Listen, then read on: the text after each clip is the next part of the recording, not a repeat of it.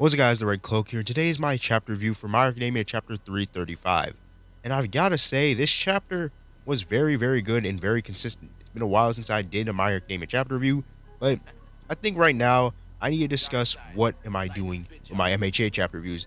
And pretty quickly, I'm going to say I'm going to do MHA chapter reviews where I actually feel like it's getting good or where I feel like it needs to be talked about. Because in my personal opinion, I did not like the Star and Stripes fight. But enough with that, make sure to leave a like and subscribe to the bell notification to always stay notified whenever I upload My Academia, Black Clover, or any types of anime and manga. Subscribe to my second channel for Demon Slayer and other types of anime and manga content. So it's basically the same as this one, but with Demon Slayer. But now, without further ado, let's get right into chapter 335 of My Hero Academia. Now, at the end of the Star and Stripes fight, and Star and Stripes giving the hero some time to prepare for the final battle against Shigaraki and All For One, All Might then says that Shigaraki did take damage from the vestige that was inside of the Star and Stripes quirk, which was a New Order. Shigaraki does not have it anymore, and that means it damaged some of his quirks and killing him on the inside. So this would actually mean that UA and all the heroes have some time to prepare before this final battle begins, which will be in a week. All Might then says it's hard to determine how many quirks Shigaraki has, but it does notice that Shigaraki has had some of his quirks destroyed in the stockpile, which makes this even better for the heroes because some of the quirks that Shigaraki had were completely broken and OP. And now with some of them actually gone, they have time to actually prepare themselves and trying to find a new way to actually defeat Shigaraki. Class 1A thinks they have an unlikely opening, which that means they should go attack All For One and Shigaraki, but All Might says that the heroes right now are defending the general public, and even if it looks like an unlikely opening, an all-out war is inevitable.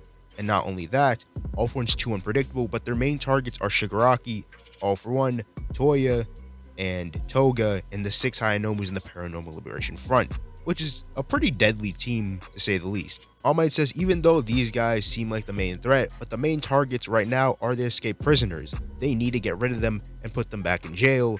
And Shoji then says that it will just increase and increasing, and All Might says you're right, regardless, it will keep on increasing. Not only that, we lost multiple heroes after the Paranormal Liberation War. So they're in a pretty much of a pickle right now, that they lost heroes in the Paranormal Liberation War, and not only that, the villains are continuing to increase. All Might says with the little time they have, they need to go stronger and stronger and protect those that they hold dear. But Bako butts in and yells, "We already been doing that for ages now." And it makes sense that All Might didn't really get to see their progress in a month because he's been with Deku running around with him, playing Vigilante with Deku. And with that, Bako is correct in his assumption and his take that they've already been doing that for ages and ages now, and I think Bako in his head believes that they're ready. But again, All For One and Shigaraki are just menaces to society, let alone the League of Villains. They say ever since the war arc, they have been training with the Wild Pussycats for days and ages now.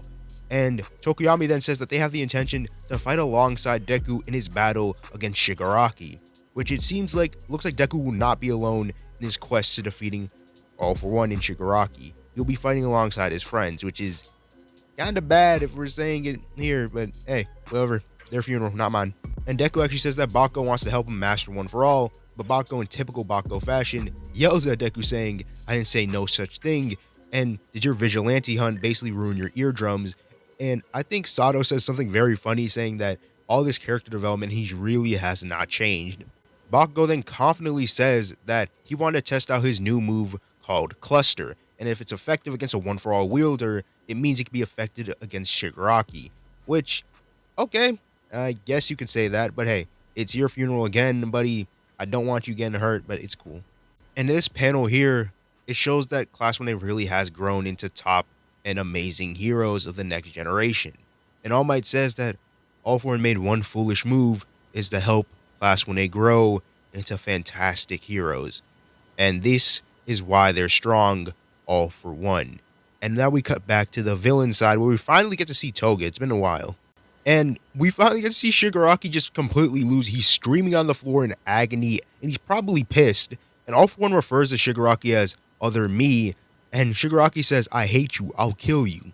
As long as every other person remembers All Might, this hatred will never cease." And All For One already knows that Shigaraki has burning hatred, because basically their consciousness is now fused, and All For One then pats Shigaraki on the head saying, "It's okay, let's all take it slow by now." And although everything has carefully been prepared, they should probably wait a little longer But Dobby butts in and says, nope, he's done waiting. Dobby then tells All For One that he's sick and tired of seeing his father do his work so nonchalantly. And, All For One kind of hits Dobby where it hurts, saying that we're kind of alike, but there's one major difference for both of us. And he tells him to listen closely, that he plans ahead many, many times. There's roots to it. And he plans accordingly.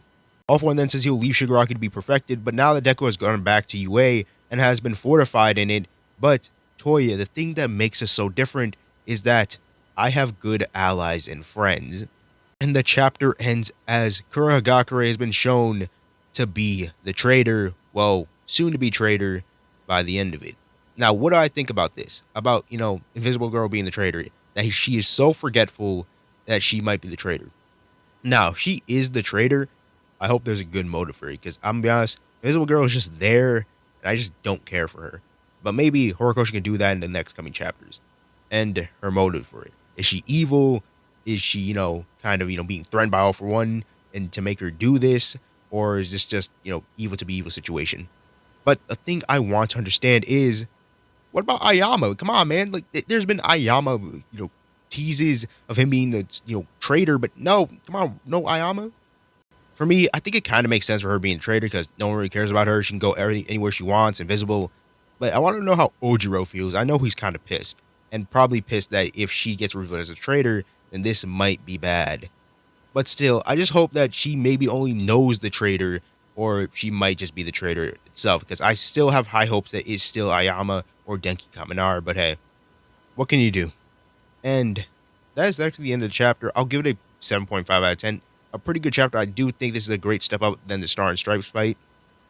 Now, if you did enjoy this My Hero Academia chapter review and want to see more My Hero Academia content, such as theories, videos, and speculation, you come to the right channel, and you come to the right place. And if you did enjoy this chapter review and video, tell me what you like about the chapter, your criticisms, and some of the things you like about it, and what did you think about the traitor reveal being Invisible Girl.